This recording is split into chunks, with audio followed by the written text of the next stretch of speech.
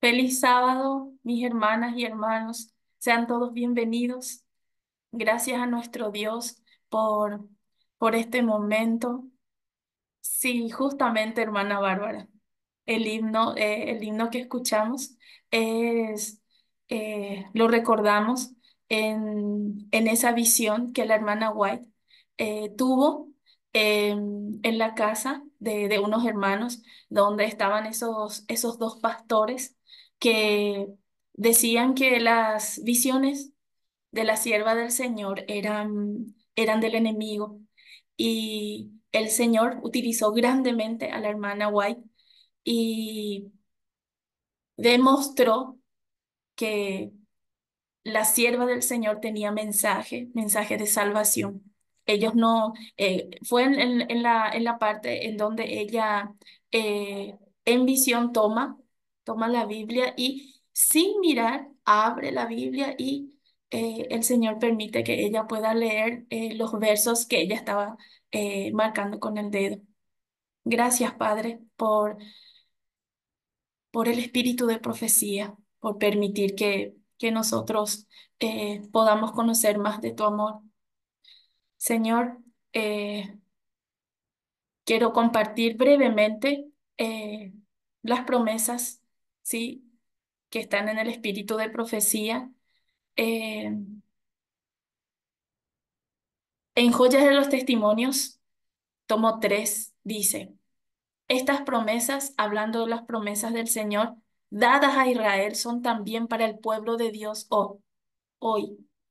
Son los mensajes que el sábado nos trae. El sábado no es solamente un día, el sábado es el sello del Dios Altísimo. Agradecidos a Dios por este momento, pedimos por favor a la hermana si eh, puede compartir el, el primer himno, Canto el Gran Amor, el himno número 107.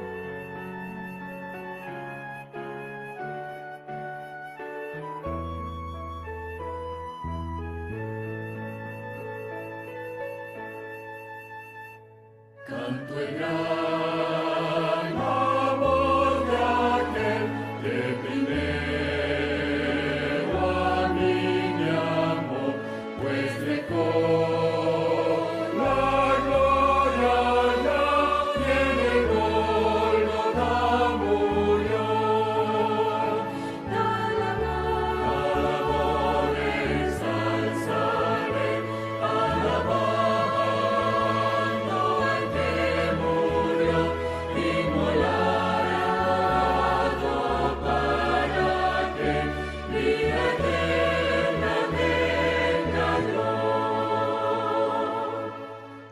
Antes que llorara yo, ya por mí lloraba él, y antes que supiera orar, él por mí gustó la hiel.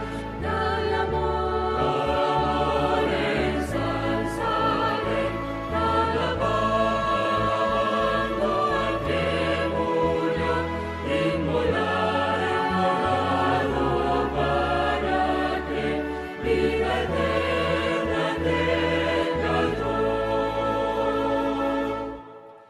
Este mundo nunca vio tan profundo y santo amor, que del mal me rescató, aliviando mi dolor. Al amor ensalzaré, alabando al que murió, inmolado para que vida eterna tenga yo. Nada bueno se halla en mí, como puedes tanto amar. Yo, Señor, me rindo a ti,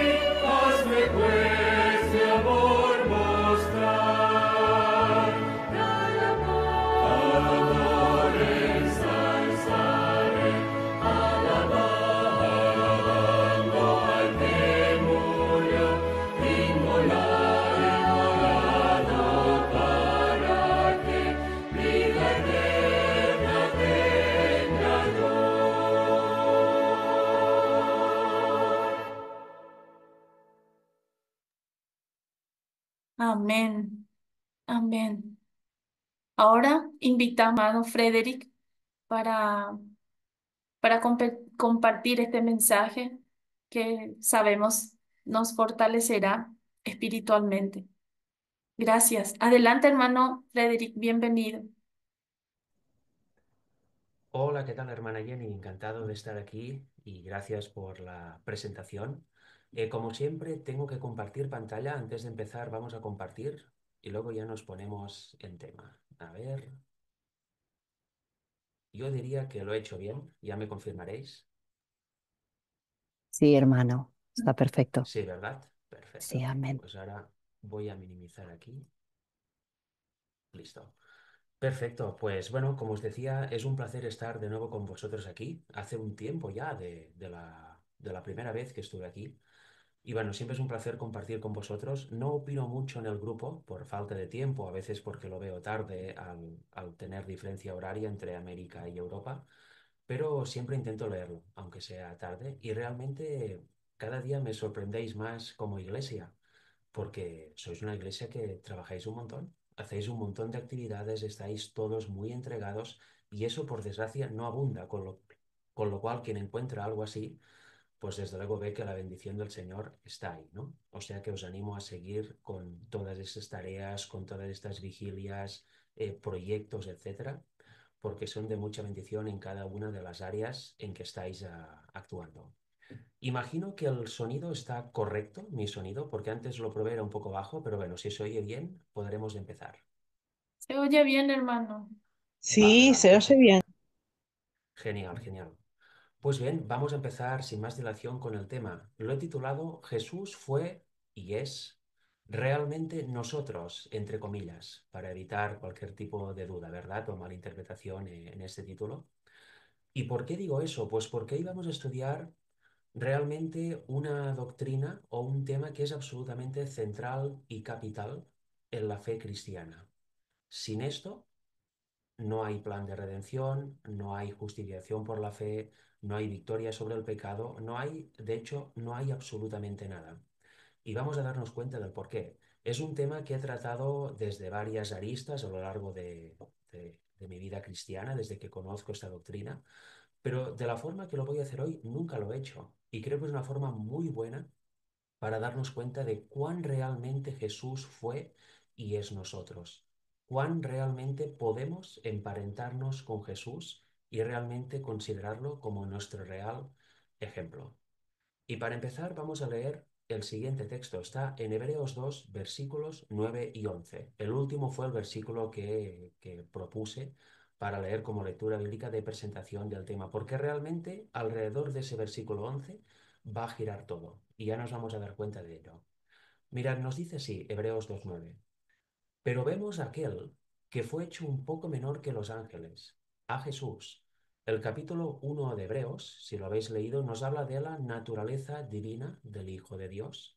Y en el capítulo 2, que es el que vamos a tratar hoy, nos habla de Jesús, de la naturaleza humana que adoptó el Hijo de Dios cuando vino aquí en la tierra. Y eso es importante tenerlo claro, ¿no? Para saber de qué habla cada capítulo en todo momento y según lo que queramos mostrar o predicar, pues ir a uno o a otro. Por ejemplo, Filipenses 5 nos habla de la forma de Jesús como Dios y la forma de Jesús como hombre. Nos dice que realmente tenía una forma divina que dejó aparcada en el cielo y que realmente tomó nuestra forma. Cuando alguien veía a Jesús, en la época que estuvo aquí en la tierra, veían a un hombre, realmente a un hombre, no a alguien con apariencia de hombre, pero que no se sabía muy bien lo que era, sino que realmente veían a un hombre. Y en Hebreos 1 nos habla de la naturaleza divina del Hijo y en Hebreos 2 nos habla de la naturaleza humana de Jesús. En los dos casos vemos que tenía realmente una naturaleza divina, que ésta nunca la dejó y que realmente también tuvo una naturaleza humana. De hecho, como veremos, exactamente nuestra naturaleza humana, la cual revistió su naturaleza propia, que es la divina.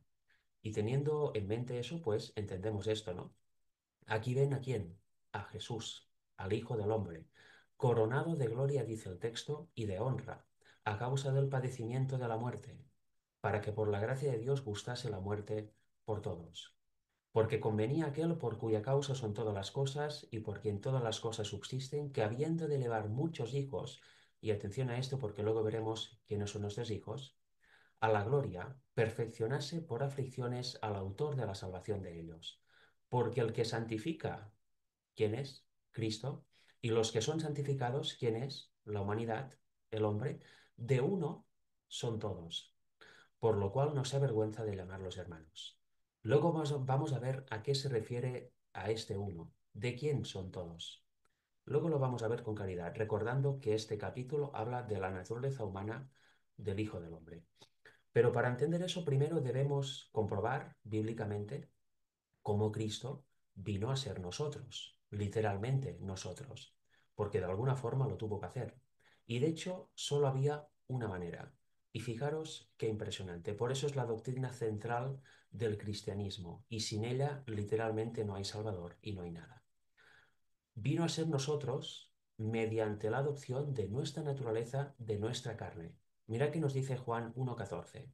Dice, y aquel verbo, que en el versículo 1 del mismo capítulo de Juan 1 nos identifica que es Cristo, fue hecho carne y habitó entre nosotros, y vimos su gloria, gloria como del unigénito del Padre, lleno de gracia y de verdad. Con lo cual aquí vemos al Hijo de Dios haciéndose carne y habitando entre nosotros.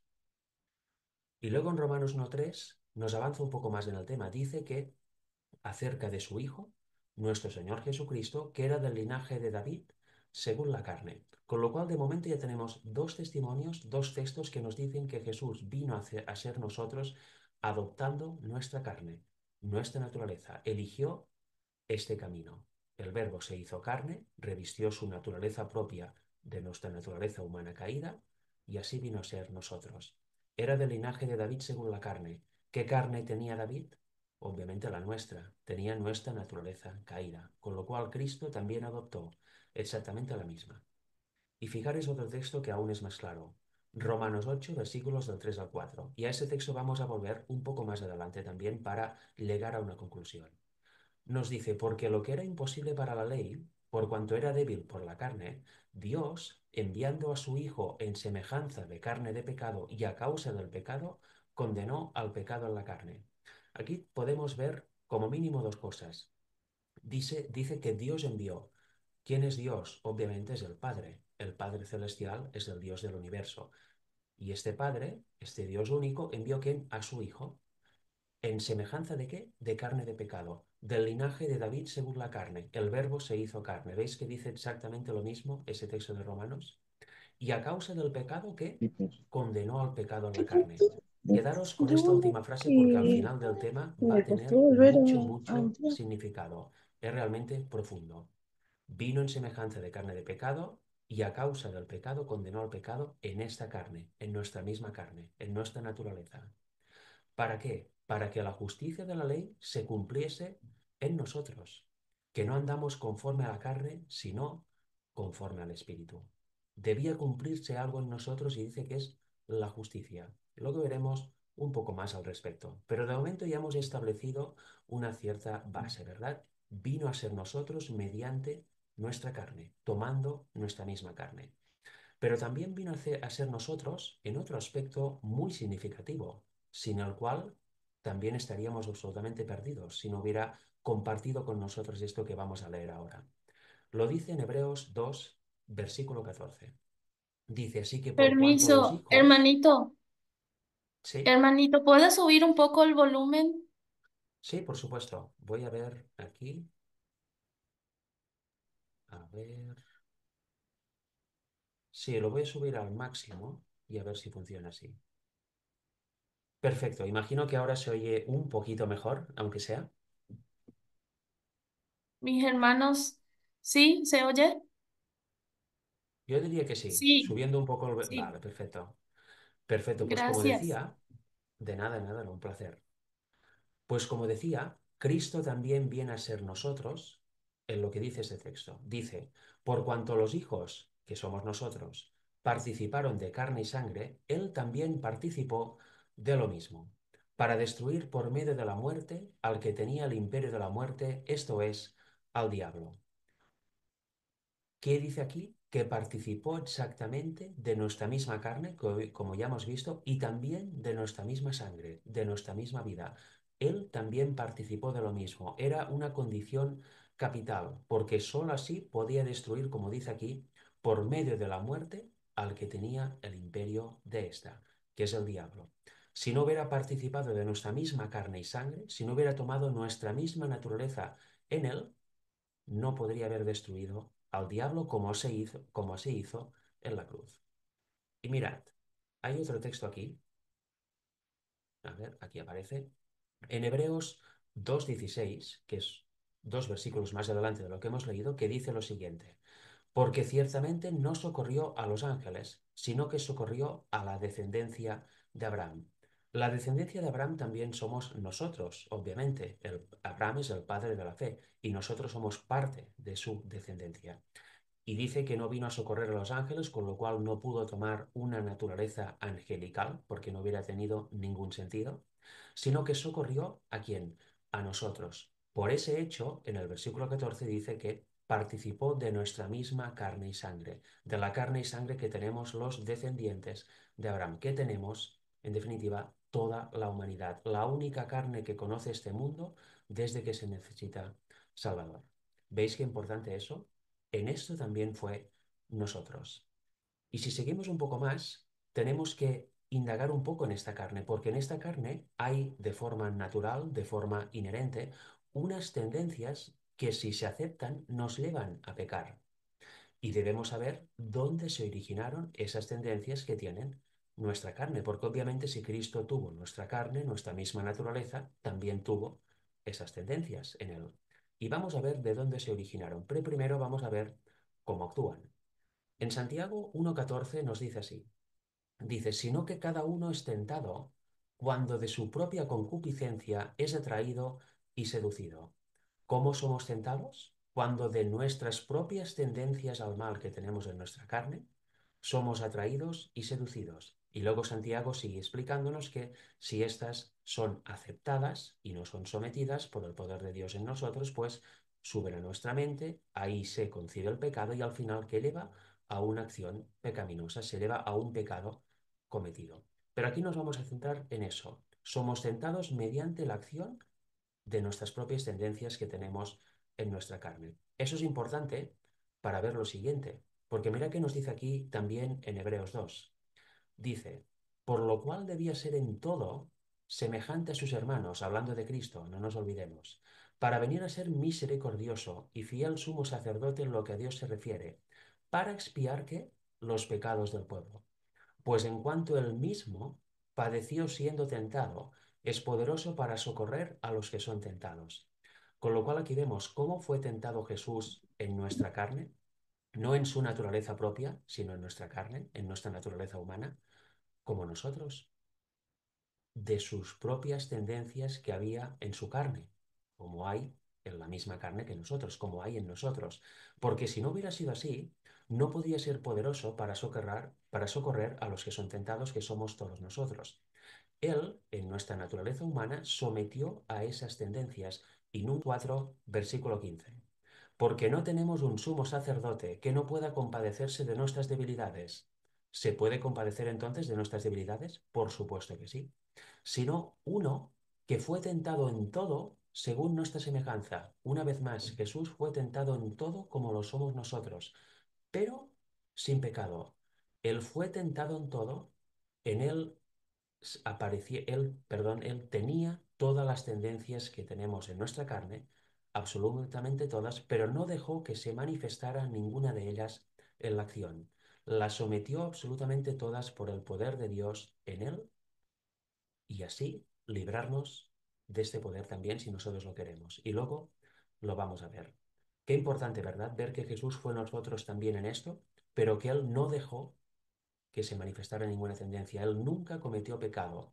Él jamás pecó. ¿Por qué? Porque la sometió en nuestra carne. Y esa verdad, que tan a menudo es rechazada, es absolutamente central para que podamos tener Salvador. Si no fuera así, si Jesús hubiera venido con una naturaleza humana parecida a la nuestra, o angelical, o completamente diferente, de nada nos serviría, porque ¿cómo iba a compadecerse de nuestras debilidades si no las tuvo? ¿Cómo iba a poder ayudarnos o a ser ejemplo para nosotros si tuvo otra naturaleza y otra existencia diferente a la nuestra? ¿Os dais cuenta que no tiene sentido? Debía venir ser, como ha dicho el texto, debía ser en todo semejante a nosotros. Y la palabra semejante, que no nos distraiga, en el fondo significa igual en ese contexto, porque solo existe una carne que necesita Salvador, y es la nuestra, es la carne que tuvo Adán desde el momento que pecó. Fijaros, porque hablando de Adán, ¿de dónde proceden esas tendencias? ¿De quién hemos heredado esta naturaleza humana caída con las tendencias inherentes en ella? Pues obviamente de Adán. ¿Y de quién creéis que lo heredó Jesús? Porque hay una ley, la ley de la herencia, que existe, y Jesús en su naturaleza humana también la tuvo. Si leéis los antepasados de Jesús, el linaje de donde viene Jesús, es absolutamente espectacular la de personajes y pecados terribles que hay ahí. Con lo cual Jesús vino con esa herencia, con esas tendencias también magnificadas en su carne, en su naturaleza humana, en nuestra naturaleza humana. Y en un inicio, al igual que nosotros, las heredó de Adán. En Lucas 68 nos lo dice. Al final de su genealogía dice, hijo de Nos, hijo de Set, hijo de Adán, y luego hijo de Dios, ¿no? Pero eso ya es en su naturaleza divina. Pero en su naturaleza humana, hasta donde lega es a donde legamos todos, a Adán. Como nosotros, él heredó nuestra naturaleza humana caída de Adán junto con todas las tendencias. ¿Veis que en Adán estamos todos y en Cristo también estamos todos? Luego lo veremos un poco más leyendo unos versículos de Romanos 5. Pero es que aparte de someter todas las tendencias que hay en nuestra carne, en nuestra naturaleza humana, también nos libra del pecado que ya hemos cometido. Vemos que si estamos en Cristo y pidiendo el mismo poder que Él pidió al Padre, podemos evitar que se manifiesten las tendencias que hay en nuestra carne que aún no se han manifestado en una obra pecaminosa. Las podemos someter por su poder como Él hizo. Pero ¿y qué hacemos con las tendencias que ya se han manifestado en nuestra vida y han dado lugar a acciones pecaminosas? Pues Él también cargó con ellas. Fijaros qué impresionante. En Isaías 53:6 nos dice así. Hablando de Cristo dice, mas Él herido fue por nuestras rebeliones, molido por nuestros pecados. El castigo de nuestra paz fue sobre Él, y por su llaga fuimos nosotros curados. Todos nosotros nos descarriamos como ovejas, cada cual se apartó por su camino, mas Jehová cargó en Él el pecado de todos nosotros. ¿Qué cargó en Cristo Jehová? El pecado nuestro, nunca el propio, porque Él nunca cometió pecado, pero sí que cargó con todos nuestros pecados, cometidos, obviamente. Y nos lo vuelve a validar otro texto, el segundo testimonio, Primera de Pedro 2:24. Dice, quien llevó él mismo nuestros pecados en su cuerpo sobre el madero, para que nosotros, estando muertos a los pecados, vivamos a la justicia y por cuya herida fuisteis sanados. ¿Ves aquí Pedro claramente está citando Isaías 53, que es un texto completamente mesiánico, ¿no? Nos habla de la venida de Cristo por primera vez y de su muerte, del sacrificio por nosotros. Pues bueno, ya hemos visto hasta ahora que Cristo, tomando nuestra carne, sometió todas las tendencias que hay en ella por nosotros y también pagó, cargó con la culpa de todos los pecados que hayamos cometido y que posiblemente cometeremos en el futuro. Y eso de todas las personas que viven actualmente en el mundo, los que van a venir y los que ya han ido al descanso, pero que han estado viviendo en alguna época de la historia de la Tierra en este mundo. Es una realidad realmente estremecedora, ¿verdad? En Él fue cargado todo, pero gracias a esto nosotros tenemos un Salvador y tenemos abierta una vía hacia la vida eterna. Gracias a eso podemos optar a una salvación. Eso es el plan de redención en sí. Si no hubiera sido así, no habría alguna posibilidad de que nosotros pudiéramos heredar la salvación. Estaríamos condenados, estaríamos completamente muertos. Ahora tiene más sentido esto, ¿verdad? Romanos 8:3. Dios, enviando a su Hijo en semejanza de carne de pecado y a causa del pecado, condenó al pecado en la carne. En nuestra naturaleza venció completamente al pecado, lo sometió, dejó a Satanás absolutamente vendido y derrotado. Y lo hizo siendo nosotros Con lo cual, nosotros, si creemos esto que hemos visto, y vamos a ver aún un poco más, estamos también en Él y podemos gozar de esta vida nueva. Pero debemos creer. Fijaros, he puesto esto aquí para que no se me olvidara. Cristo sometió todas las tendencias que hay en nuestra carne y pagó la culpa de las que ya han aparecido. Cristo realmente venció el pecado en la carne, como dice Romanos 8:3, con lo cual tenemos una victoria completa y absoluta e integral en Cristo. Por tanto, yo me pregunto, si conocemos esto, ¿vamos a dejar que las tendencias que hay en nuestra carne que aún nos han manifestado se manifiesten? ¿Vamos a estar en temor por si no nos ha perdonado el Señor de nuestros pecados ya cometidos? Vemos que en Cristo tenemos la completa victoria. Para hacer uso de eso, para poder participar de este gozo, debemos que creer, obviamente, debemos creer absolutamente todo esto que hemos visto. Porque si no creemos, es la única posibilidad que tenemos de no ser partícipes de esto. Cristo nos lo da, de hecho, como veremos en un momento, ya lo ha hecho todo, y nosotros, nuestro trabajo, el trabajo de nosotros es simplemente creerlo para ser partícipes de este gozo y realmente tener una experiencia nueva, una vida en justicia, una vida en donde cuando venga la tentación pidamos la salida al Padre y al poder para resistirla, en el nombre de Jesús, como Él hizo. ¿Veis qué experiencia nos da Dios para nosotros, para vivir? Es impresionante. Pero debemos entrar en algo más, porque aún ha sido de nosotros en algo más Cristo. Os pregunto, ¿sintió la culpa Cristo? ¿Tuvo conciencia de condenación de nuestros pecados cuando le fueron imputados? Recordad siempre esto, de nuestros pecados, ¿sintió nuestra culpa en su naturaleza humana? La respuesta es obvia, ¿no? Mucha gente dirá que no, pero la respuesta obvia es sí, según lo que hemos visto. Y nos lo aclara 2 de Corintios 5, versículo 21. Nos dice así: al que no conoció pecado, este es Cristo. Recordemos que Hebreos 4:15 nos dice que fue tentado en todo, pero nunca pecó. Pues por nosotros lo hizo pecado. Le imputó todos nuestros pecados, los cargó sobre él. Lo hemos visto ya en Isaías 53 y en 1 de Pedro 2:24. ¿Para qué? Porque eso no es gratuito, es por un motivo, por una razón de peso. Para que nosotros fuésemos hechos justicia de Dios en él. Yo os pregunto, si de nosotros no puede salir ni una sola partícula de justicia, de nosotros no puede salir nada genuinamente bueno, nuestra experiencia natural es pecar, pecar, pecar y pecar. Pero si en Cristo tenemos una experiencia completamente nueva, si aceptamos su justicia y realmente participamos del gozo de la salvación y somos conscientes de que somos realmente hechos justos por el Señor y vivimos esta experiencia de justicia y de gozo, ¿creéis que Cristo, cuando se le imputaron nuestros pecados, no sintió lo mismo? ¿No sintió el pesar y la culpa que sentimos cada vez cuando nosotros pecamos? Por supuesto que sí. Si Él nos imputa su justicia y nosotros sentimos este gozo y somos participantes de esta salvación, tenemos una vida así. Cristo, cuando le fueron imputados los pecados, también sintió esta culpa y fue absolutamente terrible. Si leéis el deseado de todas las gentes cuando habla del capítulo del Getsemaní, ahí os daréis cuenta. Pero no solo sintió la culpa y ya está, sino que, como veremos, vivió la muerte segunda también por nosotros en la cruz.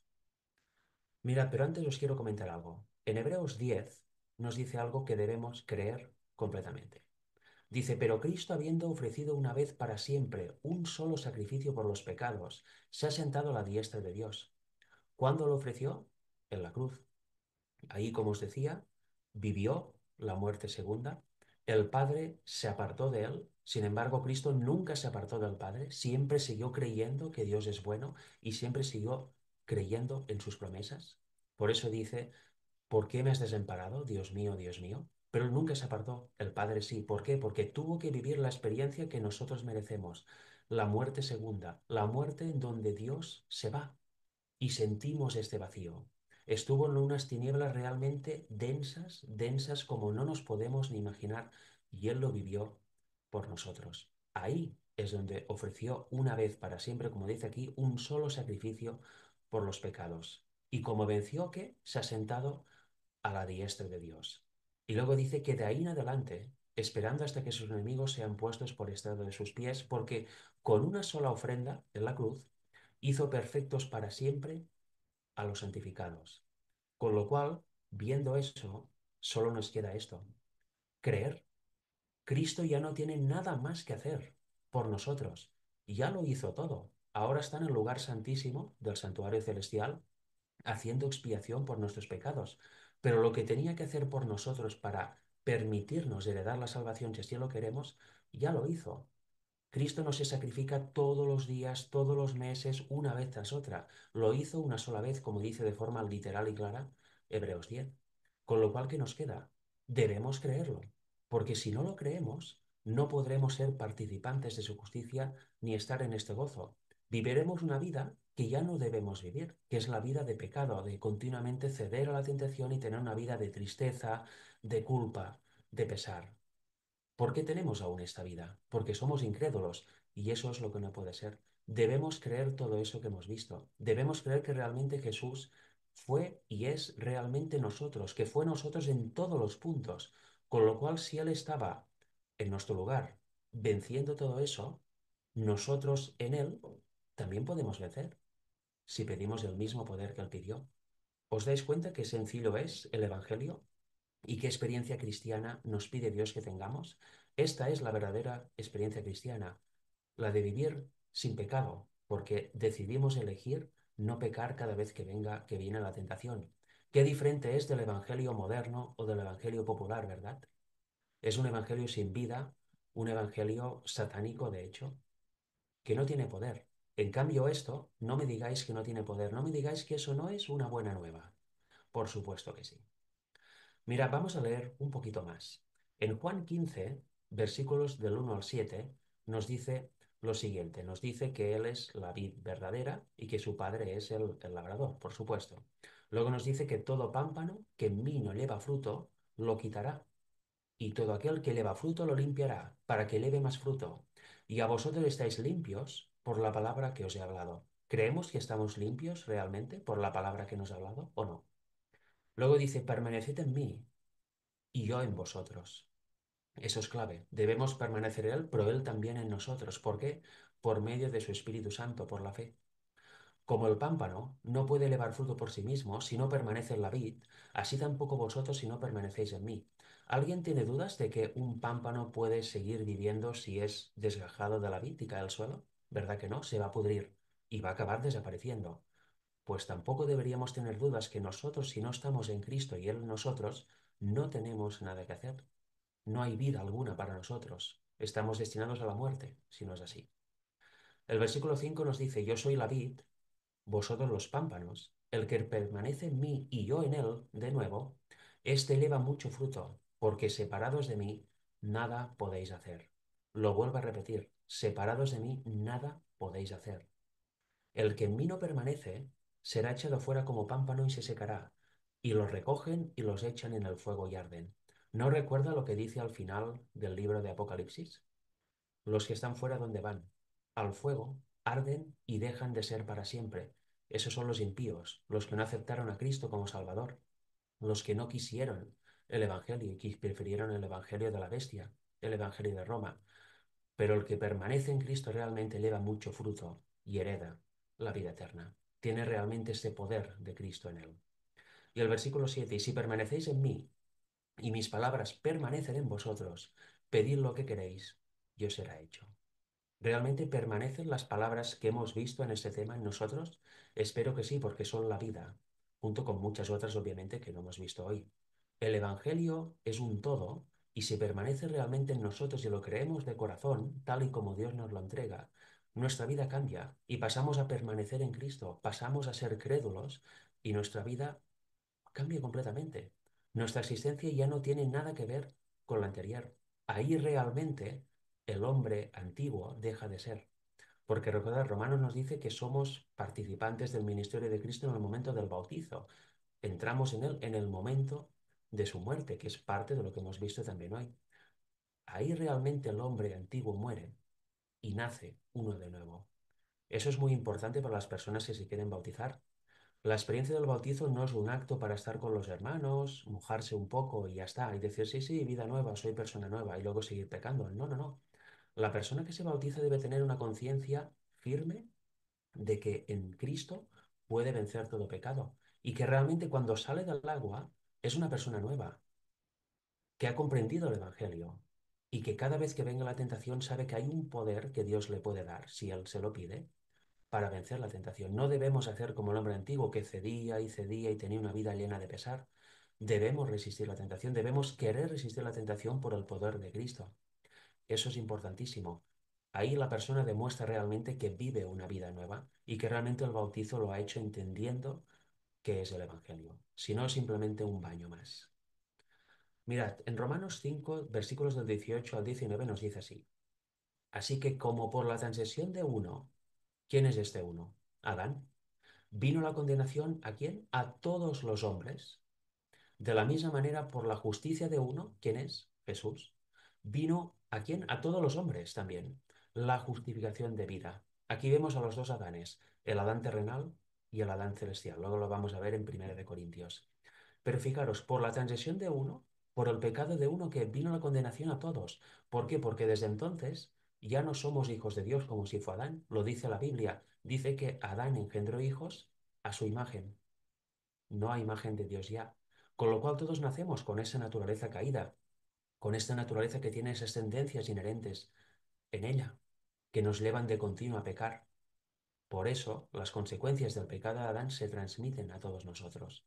Estamos en desgracia, pero la justicia de uno, que es Cristo, también viene a todos nosotros. Y si la queremos, tendremos una experiencia nueva. Y ya no hará falta que las tendencias que hay en nuestra carne se manifiesten más. Ya no hará falta que demos a luz más pecado, porque en él lo podremos vencer. Seremos justificados, es justificación de vida. Y dice el versículo 19, porque así como por la desobediencia de un hombre, una vez más Adán, los muchos fueron constituidos pecadores, así también por la obediencia de uno, Jesús, los muchos serán constituidos justos. ¿Veis? Todos estamos en Adán, pero también todos estamos en Cristo. O elegimos a uno o elegimos a otro. Si elegimos el primer Adán, seguiremos como cediendo y cediendo a la tentación sin esperanza alguna. Si elegimos al segundo Adán, que es Cristo, tendremos una vida nueva. Tendremos una vida de obediencia a los mandamientos de Dios. Realmente es una experiencia única. En 1 Corintios 15, versículos 45, 47 y 49, cimenta un poco más de esa idea de los dos Adanes. Dice así, así también está escrito, fue hecho el primer hombre, Adán, alma viviente. El postrer Adán, ¿qué? Espíritu vivificante. El primer hombre es de la tierra, terrenal. El segundo hombre, que es el Señor, es del cielo.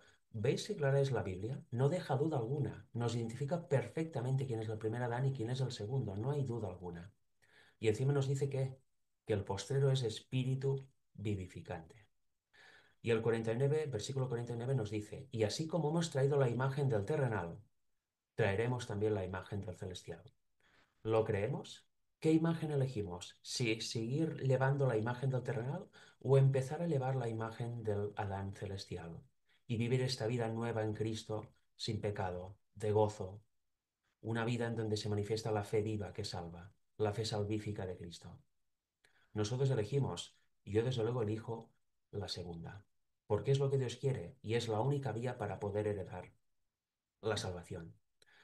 Como dice aquí, realmente Cristo nos trajo esta fe divina, esta fe que salva, esto es fe en mayúsculas, y la ejerció en nuestra naturaleza humana, siendo nosotros. Por eso puede ser nuestro ejemplo. Si Él en nuestra naturaleza, siendo hombre, ejerció esta fe divina, ¿por qué nosotros no deberíamos poder hacerlo? La única razón es porque no queremos o porque no lo creemos, pero realmente lo hemos de hacer. Hemos de ejercer también esta fe con su ayuda. Debemos ejercer el libre albedrío que Dios nos da y elegir ponerla en práctica imitando a Jesús. Porque el Señor nos dio el libre albedrío. Nosotros podemos elegir qué hacer en todo momento. Tomamos decisiones en todo momento. Podemos elegir el bien o el mal. Podemos elegir seguir la tentación o no, o querer la salida que Dios nos da. El pecado es una elección. Nosotros pecamos porque queremos. No podemos culpar a Dios, ni mucho menos, ni podemos culpar a otro. La decisión final de pecar es siempre nuestra, con lo cual tuya es la culpa. Yo os propongo que ejerzamos el libre albedrío en positivo. Siempre elijamos la salida que Dios da cuando somos tentados. Elijamos creer las promesas del Señor. Elijamos creer este maravilloso evangelio que el Señor pone delante nuestro para ser salvos. Elijamos esto porque, para finalizar, mirad Apocalipsis 14:12, un versículo que mucha gente se sabe de memoria, pero ¿lo entendemos realmente? Porque aquí dice, aquí está la paciencia de los santos, los que guardan los mandamientos de Dios y la fe de Jesús. No la fe en Jesús, sino la fe de Jesús. Eso quiere decir que esos santos tienen la fe que ejerció Cristo en nuestra naturaleza humana, tienen esa fe salvífica, la ejercen también, viven una vida en donde ya no pecan, porque así lo han elegido. ¿Y qué conlleva esto? ¿Qué conlleva aceptar la justicia de Cristo y el sacrificio de Cristo? Pues entender los mandamientos correctamente, entender la ley correctamente y guardarlos. Pero no guardarlos por temor a, o por si acaso, o porque, bueno, de forma legalista. Aquí está escrito, pues yo lo guardo y ya está. En el fondo no, ni quiero, no tengo ganas, pero lo guardo. Eso es un error que muchas veces cuando se entra en el adventismo se cree, pero no es así. Los santos, los que realmente aceptan a Cristo como Salvador, guardan los mandamientos de Dios porque así quieren, porque aman al Señor de todo corazón, porque comprenden el amor de Dios hacia ellos y el enorme sacrificio que hizo por nosotros enviando a su Hijo unigénito. Obviamente sacrificio que el Hijo aceptó voluntariamente. Son personas que guardan los mandamientos de Dios de corazón, porque como he dicho, aman a Dios y entienden el pecado y ven el pecado como Dios lo ve. Por eso les repugna, les pasa de gustar a repugnar. Eso es nuevo nacimiento en Cristo. Y tienen, como dice aquí, la fe de Jesús. Realmente esta fe salvífica, esta fe verdadera, esta fe en donde la persona está completamente seguro o segura de que Cristo puede hacer lo que dice en su palabra en él. Le puede guardar de pecar, le puede guardar de todo pecado, le puede guardar del mal. Cuando una persona decide ser incrédula, es cuando Satanás le ciega los ojos, como dice la Biblia. Satanás no ciega los ojos forzándote, los ciega o te los ciega porque tú has permitido que te los ciegue. ¿Y cómo uno permite que Satanás entre y le empiece a velar los sentidos y le impida comprender correctamente el Evangelio o lo pervierta? La incredulidad. Cuando uno es incrédulo, deja vía libre a Satanás y a sus ángeles para que entren y le distorsionen los sentidos, le distorsionen la mente y la persona ya no capta el mensaje tan sencillo proveniente de Dios. Hasta aquí el tema de hoy, hermanos. Espero que os haya interesado. Es una forma diferente de entomar o de predicar la naturaleza humana de Jesús, la naturaleza de Cristo, pero creo que es una forma muy efectiva para entenderla, porque hay muchas versiones en el adventismo, muchas voces que predican una naturaleza humana de Cristo completamente equivocada, completamente errada, nos deja desvalidos, nos deja sin Salvador. En cambio, la correcta es esta, y cuando se comprende fácilmente, ¿no? Incluso cotidianamente leyendo esos versículos o también desde otras aristas, ¿verdad que es mucho más fácil entenderla? A veces creemos que la doctrina es teórica y hay que memorizar, hay que entender, hay que saber de todo. No, no, no. Cualquier persona puede comprender el Evangelio. La doctrina, en primer lugar, ha de ser práctica. Debemos conocer, pero luego ha de ser parte de nuestra vida. Debemos ejercer esa doctrina. Y si comprendemos a Cristo como os he mostrado, ¿verdad qué fácil es resistir la tentación cuando venga? ¿O querer resistir la tentación, mejor dicho, cuando venga? ¿Verdad que vemos a Cristo realmente como un amigo, como un hermano, como un ejemplo? No vemos a un Cristo ahí en la cruz, lejano y apartado, o algo que, quién sabe, ¿no? A alguien que es ajeno a nosotros, sí, se hizo hombre, pero bueno, en el fondo no fue hombre. Qué tremendo, ¿no? ¿Veis cómo así lo vemos cercano y lo vemos realmente a nuestro lado y también en nosotros por medio de su Espíritu? En fin, espero que os haya edificado. A mí, desde luego, estos temas me encantan, me edifican y si los vivimos, aún es mejor, porque vivimos la vida que Dios quiere que le demos, una vida de gozo y de positivismo, una vida de bendición para todos los que nos rodean y para nosotros mismos. Que Dios os bendiga. Amén, amén, hermano. Como escribió la hermana Ana en el chat, un mensaje liberador, Amén. que seamos conscientes que somos hechos justicia de Dios en Cristo. ¿Y qué tenemos que hacer? Creer, creer. Y tenemos que infelizmente, aprender a desaprender, porque tengo certeza que la mayoría de los hermanos que estamos aquí aprendimos que Jesús es una persona lejana a nosotros, que es, es un tirano y nosotros, que nosotros no somos nada, que Él no nos conoce, sino que nosotros tenemos que, cuando necesitamos algo, pedirle y que Él nos va a dar. Ese fue mi caso, ¿verdad? Y tengo certeza que el caso de muchos. Y ahora, ¿cómo explicaste, hermano? En la Biblia está tan claro. eh, y dice en la Biblia, el que tiene oídos, oiga, dice, ¿verdad? Ay, Señor, gracias por este momento. Gracias por este mensaje, hermano. Realmente el Señor lo utilizó muchísimo. Sí, exactamente, hermana Ana. Sufrimos mucho porque cargamos el pasado y el pasado nos enferma. ¿Y por qué? Porque nosotros no creemos y no tenemos esperanza. Y nuestra esperanza es Cristo. Gracias, mi hermano. Gracias a cada uno de los hermanos que tuvimos esta bendición de escuchar este poderoso mensaje. Hermano Frederick, si puede compartir nuestra oración final, por favor. Sí, por supuesto. Pues vamos a orar, inclinemos nuestros rostros. Padre nuestro que estás en los cielos, Dios del universo, Dios redentor, Dios único, venimos como siempre en el nombre de Jesús a ti, en oración, por medio de Él. Te pedimos, Señor, que las palabras del Evangelio sean una realidad en nuestra vida. Danos esa fe que Amén, nos ayude Señor. a creer realmente lo que está escrito en tu palabra y a no dudar nunca, a no buscar dobles o triples significados, a no buscar que quizás has dicho otra cosa, ¿verdad, Señor? Ayúdanos a ser como niños y a creer lo que tú nos dices, lo que tú nos has dejado escrito en tu santa palabra. No dudar nunca y sobre todo vivirlo. Ayúdanos a ser equilibrados, personas y cristianos equilibrados para poder ser bendición a los demás. Ayúdanos a comprender que tu Hijo unigénito lo diste realmente para que sea nuestro ejemplo, para vencer por nosotros, para que en Él podamos tener la victoria. Ayúdanos a comprender la sencillez del Evangelio y a no Amén. distorsionarlo en ninguno de sus puntos, en ninguna de sus áreas. Danos esta fe genuina, Señor, esta fe salvífica que nos permita vivir una vida de gozo tanto a las buenas como a las malas. Una vida que no nos permita estar desanimados, que cuando venga el tentador, pues en el nombre de Jesús podamos gritar bien fuerte, vete de aquí, porque en Él somos vencedores. Señor, Amén, ayúdanos sí. a comprender también que Satanás está derrotado. No, él no puede vencernos si no se lo permitimos. Ayúdanos a Amén. comprender este hecho y que cada vez que venga la tentación elijamos tu salida, elijamos la salida del rey, del vencedor, y no elijamos la salida del perdedor, que es Satanás. Ayúdanos a tener siempre claro esto, Señor.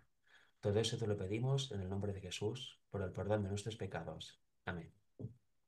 Amén. Amén. Amén. Amén. Amén. Amén. Amén. Amén, gloria a Dios.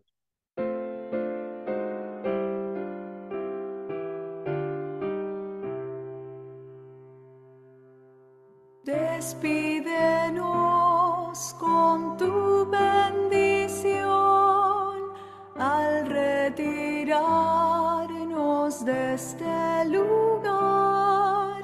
Que la merced de esta reunión en nuestras almas pueda quedar.